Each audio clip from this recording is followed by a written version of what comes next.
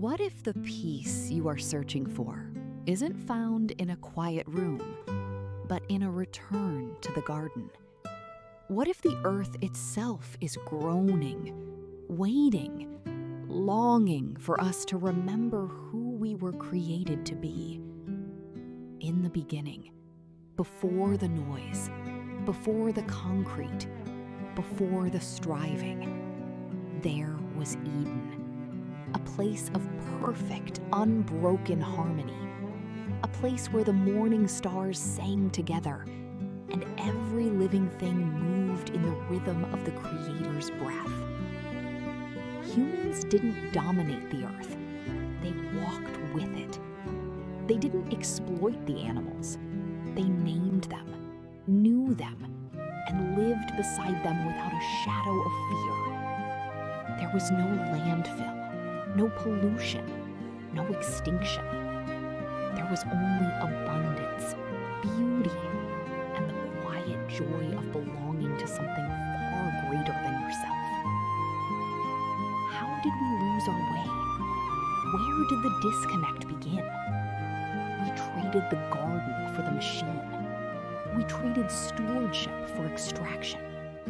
We traded the song of the birds for the hum of the engine. In a place that no amount of noise can silence, your soul still remembers the soil. Think of the forest. Stand still for a moment and imagine it. Ancient trees rising like cathedral pillars toward the sky, their canopies filtering golden light into shafts of living warmth. The trees don't strive, they simply stand, their roots intertwined beneath the earth in a vast, invisible network, sharing nutrients, sending signals, supporting the weak and the young. Scientists call it the Wood Wide Web. God called it good. When you walk among the trees, your heart rate slows, your breathing deepens, cortisol drops, clarity returns. That isn't just biology. That is your spirit recognizing its original home. You were made for this. You were made from this. The same dust that forms the forest floor once became the first human breath. Consider the rivers. They flow without anxiety, carving through stone not with force, but with persistent, gentle grace.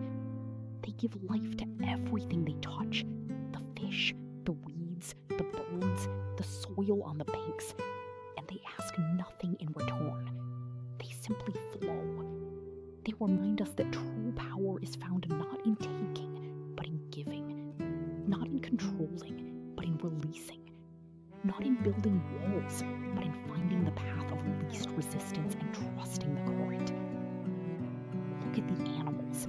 In Eden, the lion and the lamb rested together. There was no predator, no prey, only a symphony of life moving to the rhythm of the Creator's heartbeat. When we look into the eyes of a creature today, really look, we catch a fleeting glimpse of that ancient trust. A dog that lays its head in your lap, a bird that lands on your outstretched hand, a horse that breathes softly against your face. These are not accidents. These are echoes of Eden. We are called not to rule creation with an iron fist, but to care for it with a shepherd's heart. The word dominion in Genesis does not mean domination. It means responsibility. It means love in action. It means being the kind of steward who leaves the earth better than they found it. We are not separate from nature. We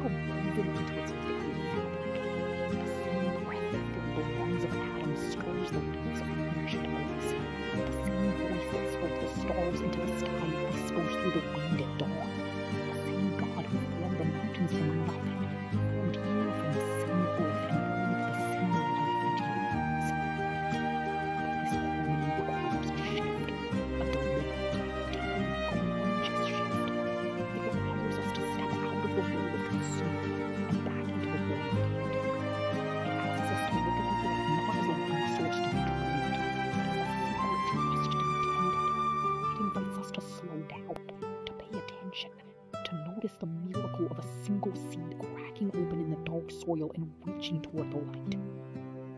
What if your healing is tied to the healing of the earth?